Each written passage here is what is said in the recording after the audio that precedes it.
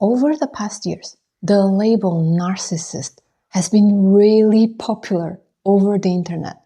And we often see content about, oh, I met a narcissist, he treated me this way, she was really abusive, etc., etc. While there are some people who are real narcissists, actually, what I observed is that this label is often too overused and often misused. Because many people, they actually hurt people and are selfish, not exactly because they have ill intentions towards people, but because they are too caught up in their own pain. And you might find this weird at first. I don't know if you have heard about this quote, hurt people hurt people. So many people, what happens is that they are often too caught up in their own pain and suffering. Because many people, where they come from, is that they actually had put up with a lot of things from other people before. And because of that, they had this bitterness and they are too caught up in their own pain that they cannot see how they can resolve it.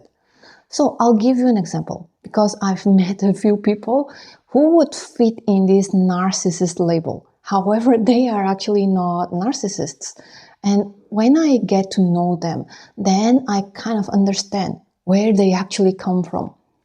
So with these people, actually when I met them, they were having this overemphasis on self-development, on, taking care of themselves, self-love, self-worth, and, having boundaries and all. While this seems that they are on a healing journey at first, they are actually coming from a place of pain. And you might ask, how does it work? You see, these people were often hurt because their boundaries, their needs, their desires were not really honored in the past. So in the past, they were the ones who had to people please or that their needs were not prioritized. Usually it's from childhood. So they grew up having to prioritize someone else. So when they came into personal development and they start their healing journey, now they feel like, oh, I need to stand up for myself. I need to have my own boundaries. I need to fight for my own rights, my own needs, etc., etc. And this energy comes from an overcompensation because you see, healthy people with healthy boundaries, they wouldn't be like, oh, I have to fight for my rights. I have to fight for my needs. No, they actually is already very natural. Okay, this is my boundaries. Okay, I see that you have done something that upsets me. I communicate. And if I communicate and it's not honored, okay, I'm out of here. I might be a little bit sad that we couldn't continue our friendship, love relationship, but I am out of here. But when someone comes from a place of hurt, they will overreact in a strong way. Because they feel like, okay, now I am learning that I need to fight for my own needs so that I can be truly heard. Because they never felt that they were heard in the first place in the past. So they feel that they have to be loud.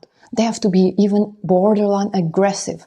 And you see, why is it that they go to a point that they cannot even be flexible or accommodating someone else's need? I give you an example. Imagine that a friend really eats healthy food and they eat a specific type of food. But then the other person, they also have other food requirements or needs or desires. And then when they are talking about their food requirements and then they want to, have a meal together, etc. The other person who has been in their pain and seems selfish, they might often oh, I don't want to accommodate at all the other person. It's either my needs to be honored as they are.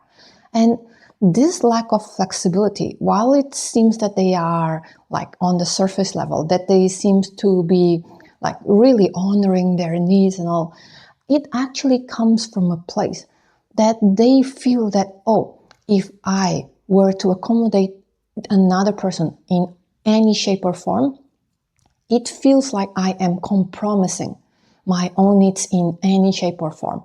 And that can feel threatening. And that can feel, okay, oh, I am going back to where I was, which was when I wasn't honoring my needs. It reminds them of the days they had to, accommodate and prioritize someone else. And you see, healthy people, they can come to some sort of flexibility to accommodate everyone's need the best way possible. And only when there are things that are like intrinsicate values that they cannot really compromise. But when it comes to other things, they have a relative flexibility as long as they still feel that there is a level of respect between each other. However, when people come from a place of pain, they will remember the past that, oh, I had to accommodate and prioritize other people's needs. So they will already, like their brain will be triggered to react in the way that, oh no, I am not accommodating anyone's need. I am honoring my needs absolutely. I will be there for myself, etc., etc. So these people, when they are on the beginning of their healing journey, usually healing the people-pleasing and prioritizing someone else, not having their needs met, they come from a place of scarcity, of survival. And it's hard for them to actually gradually rewire their brain to actually feel safe.